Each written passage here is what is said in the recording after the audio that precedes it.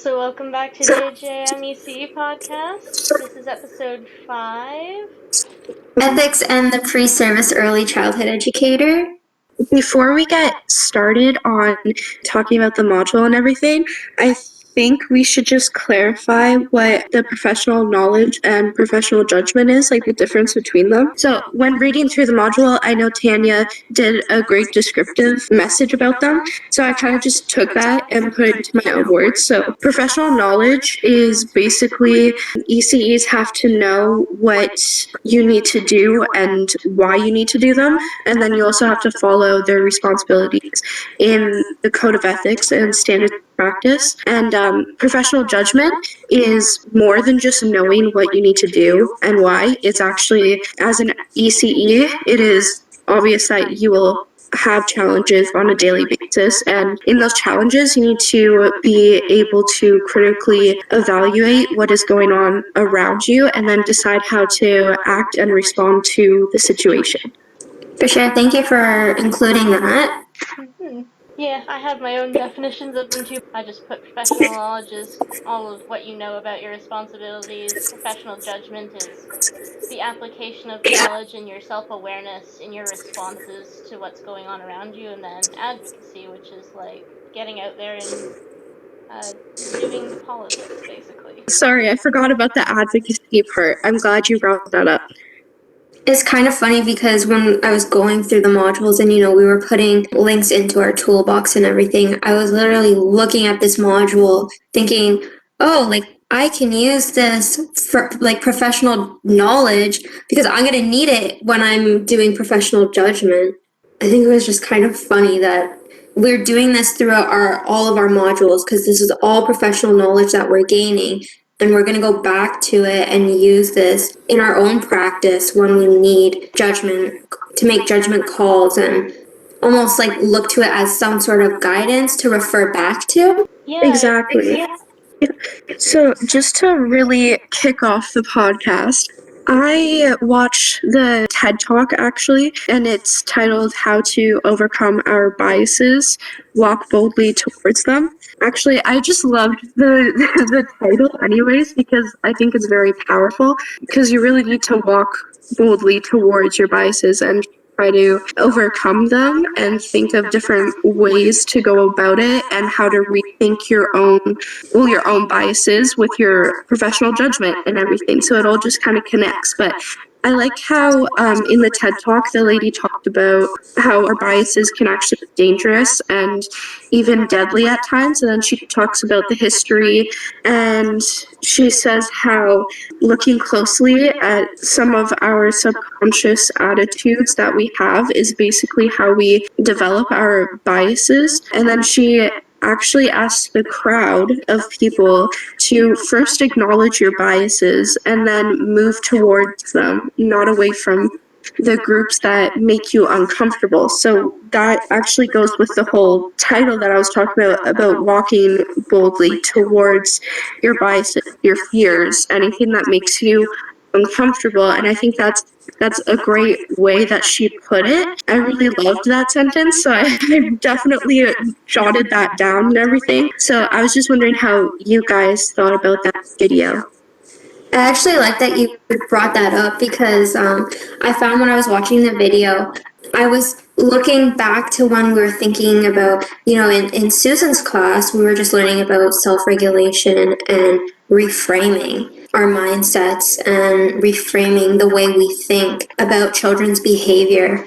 And I find that we're often too quick to judge why and have those biases as to why children have the attitudes the way they do. Oh, they're just in a bad mood. That's why they're acting this way, or they're grumpy. But in reality, we need to, like you said, Jessica, rethink how we're thinking and change that way because there's a deeper meaning behind why they have the attitudes they do, why they're acting the way that they are. So I found that when I was watching this TED Talk and how she was talking about the biases that, we have, I just kept thinking back to how this is why educators need to learn how to reframe our thinking and kind of step away from those biases, because I'm sure, even out of habit, like we don't mean to, but it's just like an instinct that you think, but we need to like refocus our thinking onto the deeper meaning and how we can change that so we can positively influence children or like affect and impact their self-regulation skills. So, one other thing that I really love Tanya is that she seems to give us a lot of other resources that Ontario has for different types of childcare and everything. So I always love seeing these new ones that pop up that I've never heard of before. And closer to the end of the module, she did two. And the one was the Association of Early Childhood Educators of Ontario. And so this foundation is basically the primary purpose of it is to advocate for respect, recognition, and appropriate wages for working conditions for all ECEs. Many times they have services for members and ECE community, and it's really built on leadership and to advocate for the ECE's profession and children and families that they care for. So it's really building a whole community, and it promotes the quality of programs and trying to support ECEs as much as possible to give them better wages and higher quality of working conditions so that they have a better workforce community. And then the second one that she gave us was the Ontario Coalition of Better Childcare, which is Ontario's central advocacy group. And it's for early learning education and care systems, and their organizations are solely based on childcare centers, and their members are consisted of like educators, parents, grandparents, and center directors. They really advocate for low fees or no fees for parents, decent work and pay for educators, and expansion of public and nonprofit services. So I just find both of these really great for ECEs as well as families and staff and children, like kind of just both of them connect everyone to a better community for the future. And I really liked how she posted these because I love how she gives us new organizations, that's the word, to look at throughout this whole course. It really supports the ECE and the childcare community as well as working professionally, which is the whole ethics part of this module. Yeah. Jumping off of that, I just want to say how very excited I am about the announcements made by the federal government just the other day. Here comes National Child Care. I'm super excited. I know. Based on advocates like these that we've actually managed to get stuff like this in. It's, as I think it was Susan was saying just in last class even, that this is the work that has spanned decades, and when you look at all of the research they've put into it, all of the time and effort and everything that they put into it, and it's just so exciting to finally be seeing the results of that just come to fruition. I know, I am so excited about that because I don't know exactly where the both of you work or if you work at all, but I kind of do the student monitor in the schools. It's sort of like supplying for EAs. So I am so happy for this childcare program because I feel that it will support so many children and their families and educators way, way more. And I am so excited for that because when you're in childcare, you really see like the struggles that some children have. So like I'm also so excited about that. I'm glad you brought that up for this module. It's definitely a big milestone for us. But yeah, you're absolutely right. I've worked in the schools before as part of a before and after school program. And it's very true. There are a lot of families who have struggles when it comes to childcare and affordability. And it's just Yeah, I know I'm reiterating, but it's just such a big deal. It's such a good, exciting thing for the entire country. And the other thing I It wanted to is. mention in terms of that, it'll be helpful in particular to women to get into the workforce, because I believe since COVID started, something like 30% of women who make less than $800 a week have not returned to the workforce. I think it's Wow.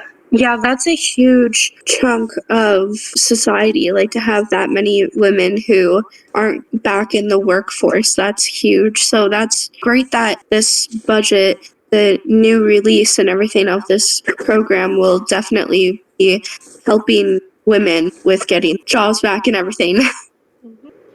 all right. So here's some stuff. How did you guys feel about the section devoted to social media use? I found it pretty like a great chunk of information because I know some people, I'm not sure how the both of you feel, but for me, I just know that for social media, you really need to watch for sure like what you post because like Tanya said before, like it's out there for good and it really affects your professional image and how the parents and colleagues will view you, but also the children too, especially because recently, like, children are growing up earlier and earlier with social media. So, like, if they see anything, once you see something, you can't unsee it. So, it really impacts a large variety of people. So it really damages your professional image if you post something that is not very good. So I really liked the articles about watching what you post and everything. I know some people actually feel that um, social media is it's their privacy, it's their own thing, so it shouldn't matter what they post. Because work and their privacy, their social life should be two different things. For me personally, I agree. Once you post something, it's out there for anyone to see. At this day and age, anyone can find anything on the internet. It's honestly kind of scary. But I feel that if you're making posts that you know is going to affect your professional practice and whatever you're on, especially working with children, it kind of makes me question, like, are you in the right profession in a way?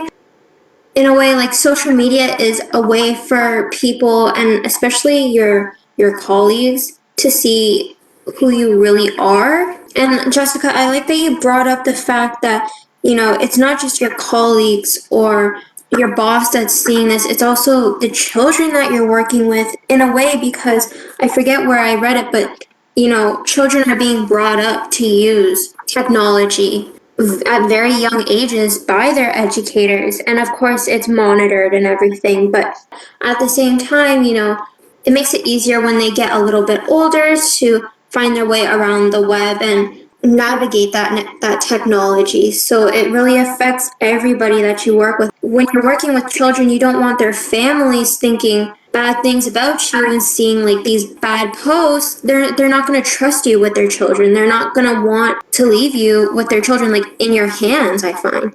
Yeah, like you don't want them to think like, where am I sending my child to right now? Yeah. I like how you said about the trust thing because that's really what builds a whole community. Like you need the trust with the child and you need the trust with your colleagues and the parents and families just to create that whole strong foundation of a community. So when you post something like that that may hinder your image, then that just kind of starts to break down at that trust with everyone really. And then how are you supposed to be a professional within that space anymore if you've already started to chip away at that trust? Yeah, and I think that's really the main thing, is that you really should be thinking about what you want the world to see from you. You can have a private social media page, but it's not like perfectly private. People might still see it. And you can have like a public social media page as well, in terms of tools. But in both cases, you shouldn't be posting things that if somebody saw it, they might think to themselves, huh, this person's kind of mean. This person is very discriminatory. I think this person probably shouldn't be in this profession. There are so many things that you shouldn't put out there on the internet to be seen. And you guys have hit the nail on the head with the fact that it's there forever, which is terrifying. But on the other hand, social media is also a tool. And you can use it to connect with families, you can use it to connect with colleagues, and share ideas and share all kinds of different things that you're doing. So it's really about finding that balance, right? Yeah, I agree too. So you do, like you said, like you need that perfect in-between space. You need to make sure that you're not posting anything bad, anything negative. But yeah, like you said, it can be used as a tool. Like you can promote so many things within childcare, advocate for so many things, and that'll be a huge positive on your social media. Thank you. There was a scenario. What did you guys think about that one? In terms of the social media, I should clarify. I remember reading through this. I remember at the start when it says that Ali created a closed Facebook group for her colleagues, I was like, oh, that's kind of cool. Like, that's a good idea, right? And then all of a sudden you just continue reading and it just gets all negative from the other staff. And I was like, oh gosh, this is what the scenario is about. But the issue is that that can really happen too. So as much as your intent is of being positive and everything, which I think that truly was her intent, other people can really make that go so negative. It's like amazing how only like a couple people can turn something, a positive subject, into something so negative. Yeah, like it's horrible how they were spreading negative things about families and everything when like you're supposed to be kind and caring and supportive of the children and the families. And I don't want to be totally rude here, but at the same time, it's kind of like they're being two-faced in a way, because I highly doubt they act like that in front of the children and the families in person. I'm sure they express the elements of wager and everything that we've learned before.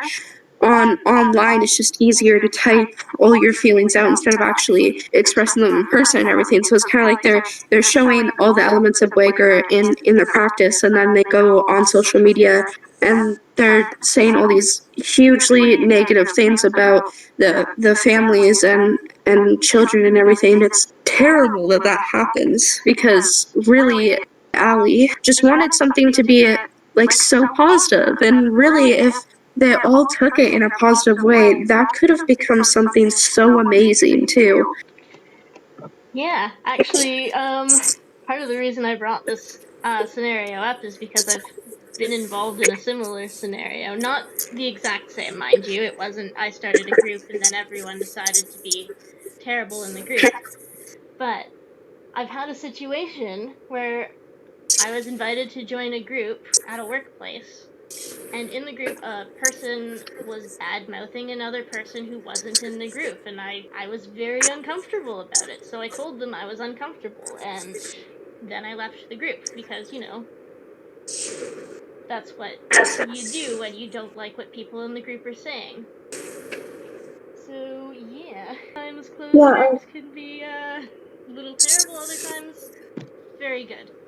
And it's up to us as professionals to really like monitor our behavior and call out behavior when we see it, even if it kind of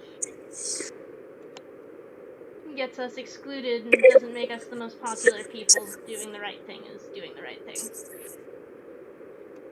Yeah, exactly. I like how you said that, because I have had experiences like that too, where it's like closed groups can be very good and very beneficial, and then others aren't so much. But then all you have to do is just try to redirect it and everything to a more positive space. And then if that doesn't happen, then just leave, kind of like what you did.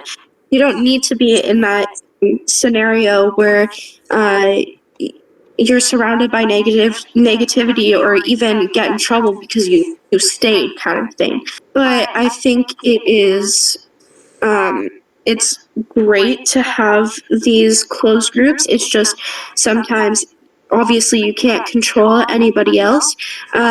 So when the negativity happens, it's kind of like you have to be that stronger person that acts professional and everything, tries to redirect it, then just leaves and let them do their own thing. Because if they're going to be like that, then they can get in trouble themselves. You don't need to get in trouble with them when you're being the actual professional person trying to do something great for the community and everything. You don't need to be in that situation or anything where you will eventually probably be, because I'm sure people would eventually find out that they are being very negative towards families. So you don't want to be classified in that situation, because people are very quick to judge other people. So you don't want to be in a group like that, because most of the time people will look at a group and judge everybody as, oh, if this group is negative, then everybody in that group is. So you don't want to be in that group. So I'm glad that you left, and Allie in this scenario is still trying to redirect the situation and everything, because you're really becoming the better person in those situations where you're making yourself the professional, and you're really abiding by the standards of practice. Because when you really care about the child and the family and the community, you wouldn't want to be a part of anything negative that goes against them. So I'm glad that you brought that up, because there is negative groups for sure, but there can be positives. And like I said, for Ali, I thought it was a great thing at the beginning of the story. I thought it was a great idea and everything, but then reading through it, it was like, oh no. That was very well said. Thank you. Okay. I think a great way to end it off is kind of how I kicked it off with the TED Talk. So I just want to reiterate one of the sentences that she said, how where she asked the audience to first acknowledge your biases, then move towards them and not away from the groups that actually make you comfortable. So I think that's actually a great thing to just keep in mind, especially in our practice, is just to go towards something that makes you uncomfortable and change the way that you think within your biases. And like Mayeli said, to reframe your original judgment and make it professional judgment.